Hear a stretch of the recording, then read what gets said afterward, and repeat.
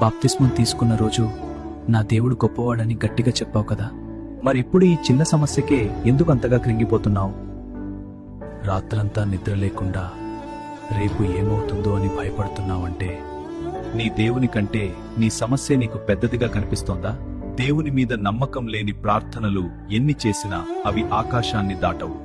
నీవు నా బిడ్డవు అని ఆయన నీతో చెబుతుంటే నువ్వు మాత్రం అనాథలా ఏడుస్తున్నావు. లోకపు మనుషుల మీద, నీకున్న డబ్బు మీద పెట్టుకున్న నమ్మకం నిన్ను సృష్టించిన దేవుని మీద ఎందుకు పెట్టుకోలేకపోతున్నావు? మత్తయి 6:30 ఏం చెబుతుందంటే, అల్ప విశ్వాసులారా, అడవి గడ్డినే దేవుడు అలా అలంకరిస్తే మీకు మరి నిశ్చయముగా వస్త్రములు ధరింపజేయడా? సముద్రాన్ని చీల్చిన దేవుడు నీ కన్నీటిని తుడవలేడా? ఆయన మీద ఆనుకో, అదే నీకు అసలైన విజయం.